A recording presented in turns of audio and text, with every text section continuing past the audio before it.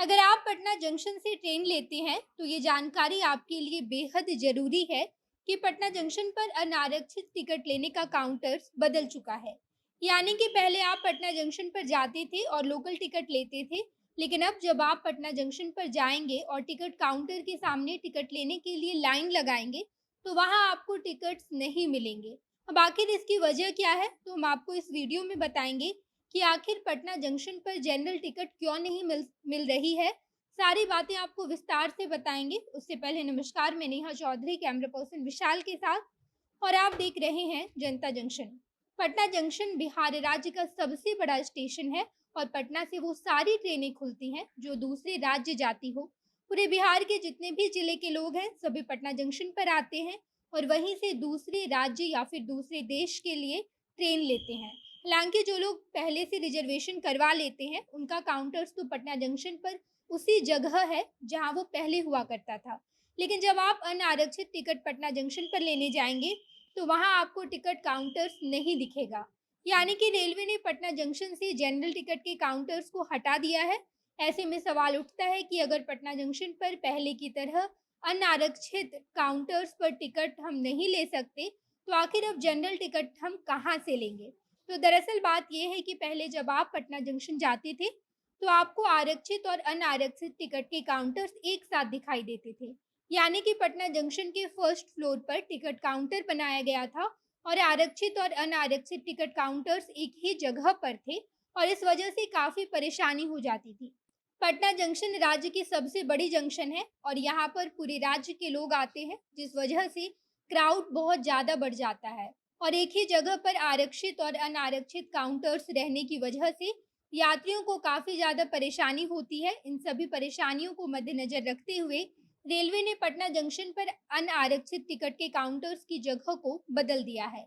यानी कि अब जब आप पटना जंक्शन पर टिकट लेने जाएंगे तो आपको अनारक्षित टिकट के काउंटर्स वेटिंग रूम के पास दिखेंगे। यानी कि पटना जंक्शन का जहां प्रतीक्षालय है, यानी कि वेटिंग रूम, उसी वेटिंग रूम के साथ आपको अनारक्षित टिकट के काउंटर्स मिलेंगे जहां आप जाकर अनारक्षित टिकट ले सकते हैं। इसके पीछे की वजह केवल यही थी कि इस जगह आरक्षित और अनारक्षित टिकट काउंटर्स रहने की वजह से लोगों की भीड़ एक जगह बहुत ज्यादा बढ़ जाती थी।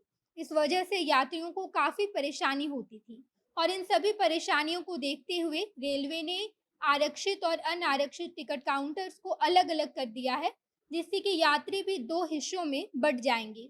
यानी कि एक हिस्से में आरक्षित टिकट लेने वाले यात्री होंगे और दूसरे हिस्से में अनारक्षित टिकट लेने वाले यात्री। यानी कि पहले की तरह फर्स्ट फ्लोर पर आपको आरक्षित टिकट काउंटर्स मिलेंगे और अनारक्षित टिकट के लिए आपको नीचे वेटिंग रूम के पास जाना होगा, और वहीं पर आपको जनरल टिकट मिलेंगे। इसके साथ साथ वैसे यात्री जो दिव्यांग हैं उन्हें सीढ़ियों से फर्स्ट फ्लोर पर जाने में काफ़ी ज़्यादा परेशानी हो जाती थी, और वैसे यात्री जो बुजुर्ग हैं उन्हें भी काफ़ी मशक्क़त होती थी। इस वजह से रेलवे ने अनारक्षित टिकट काउंटर्स को नीचे कर दिया है। इस संदर्भ में बातें कई दिनों से चल रही थी और लगातार यात्रियों की यही शिकायत थी कि दोनों टिकट काउंटर्स को अलग अलग कर दिया जाए और अनारक्षित टिकट काउंटर्स को नीचे रखा जाए, ताकि बुजुर्ग और दिव्यांग दोनों यात्री आराम से नीचे अनारक्षित टिकट काउंटर्स पर टिकट ले पाएं। हालांकि 5 साल पहले भी बिल्कुल इसी तरह था। 5 साल पहले अनारक्षित टिकट काउंटर्स नीचे ही रखा गया था, लेकिन उसके बाद आरक्षित और अनारक्षित दोनों टिकट काउंटर्स को ऊपर कर दिया गया। लेकिन यात्रियों को काफी परेशानी होने की वजह से यात्री लगातार राज्यसभा सदस्य विवेक ठाकुर से इसकी शिकायत कर रहे थे, और उन लोगों की ये मांग थी कि आरक्षित काउंटर्स को पहले की तरह नीचे ही खोल दिया जाए।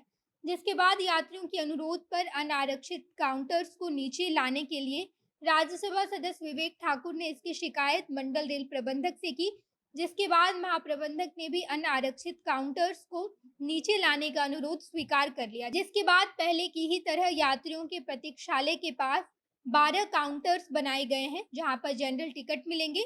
यानी कि अनारक्षित टिकट इसकी शुरुआत बीते गुरुवार से ही कर दी गई है। गुरुवार से ही अनारक्षित टिकट मिलने की शुरुआत हो चुकी है। बाकी आप इस बारे में क्या सोचते हैं, कमेंट बॉक्स में बताइएगा। आगे की खबरों के लिए जनता जंक्शन देखते रहिए। धन्यवाद।